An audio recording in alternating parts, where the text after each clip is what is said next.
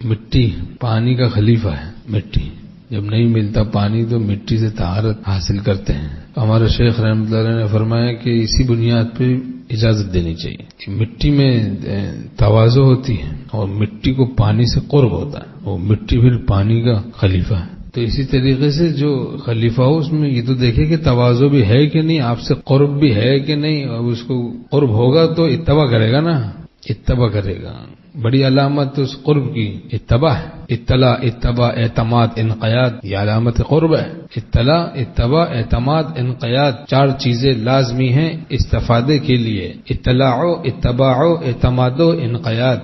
شیخ کہیں 4 حق رکھ ان کو یاد. اطلاع، اتباع، اعتماد، انقیاد. حالات کی اطلاع، جو بھی گناہ میں ابتلا ہے اس کی اطلاع، چھپائے نہیں، صرف اپنے فضائل بیان کرے. اگر اپنی شان بیان کرتا رہے کہ بڑے مقام کا آدمی ہوں میں، ہے بڑی چران کہتا ہے بڑا صاحب مقام، اس کا مال بھی لے کے بھاگا ہوا، اس کا مال بھی لے کے بھاگا ہوا، ایک نمبر کا چکر باز. تو اطلاع تو کرے بھئی میرے معاملات صحیح نہیں. اطلاع کرے مجھ میں بد نظری کا مرض ہے، مجھ میں کینہ ہے، بغض ہے. ادب میں ظاہر آپ کے سامنے تو بہت با ادب بنا رہتا ہوں لیکن پیچھے لوگوں کو گالیاں دیتا ہوں. زبان میری خراب ہے، نیٹ کی بدماشیوں میں مبتلا ہوں خاموشی سے. تو بڑا خطرناک مرض ہے. نمازیں بھی برباد ہو جاتی ہیں یہ بدنگاہی کی نحوست سے. آج کل یہ نیٹ کی بدماشیاں، صحبت اہل اللہ بھی چھوڑ جاتی ہے، نمازیں بھی چھوٹ جاتی ہیں. جو خلیفہ صاحب اطلاع، اتباع، اعتماد، انقیاد کا اہتمام نہیں کرتے اپنے پیر پر، بشرطے کہ وہ شیخ کامل ہو، تو قوی اندیشہ رہتا ہے کہ وہ نفسانیت میں مبتلا ہو جائے اور اپنے اکابر کے طریق سے ہٹ جائے. 4 چیزیں لازمی ہیں استفادے کے لیے.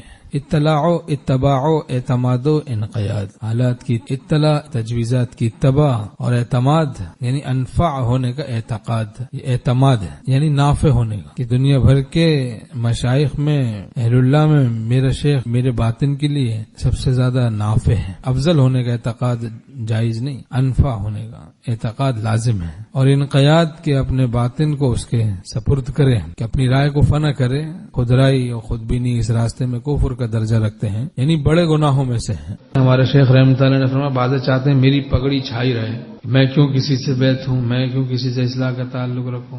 تو یہ جناب انانیت پھنسوا دیتی ہے، مروا دیتی ہے. یہ کوئی خلیفہ صاحب ہے وہ اپنا مرض ہی نہیں بتاتے کہ اگر بتا دیا تو پھر تو پکڑے جائیں گے. ایسا نہ ہو کہیں منسوخ ہو جائے خلافت. اب مرض ہی نہیں بتا رہی. عاشق خلافت ہیں، عاشق مولا نہیں. خلافت کو خدا پر ترجیح دے رہے ہیں، خلافت کو باقی رکھنے کی فکر ہے، حصول تعلق مع اللہ کی فکر نہیں. تو ہم زمانہ بزرگوں کی بعض اوقات قدر نہیں ہوتی. تو یہ عام مرض ہے.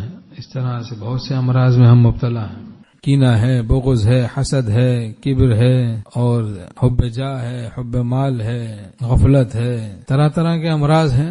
بخل ہے، اسراف ہے، طول عمل ہے، لمبی امیدیں باندھنا ہے، اور کتنے سارے امراض ہیں. امراض ہی امراض ہیں. بیمار ہم سمجھیں گے اپنے کو تو اصلاح کروائیں گے. صحبت اہل اللہ سے فکر اصلاح پیدا ہوتی ہے. امراض نظر آنے لگتے ہیں، امراض نظر آنے لگتے ہیں کہ بھئی یہ بھی مرض ہے. اللہ تعالیٰ فرماتے ہیں وَذَرُوا ظَاهِرَ الْإِثْمِ وَبَاطِنَهُ، ظاہری گناہوں کو بھی چھوڑ دو، باطنی گناہوں کو بھی چھوڑ دو. اب ظاہری گناہوں سے بھی بچنا ہے، باطنی گناہوں سے بھی بچنا ہے. گو علاجن نہیں احتیاطاً صحیح، اہل دل کو دل اپنا دکھا لیجیے.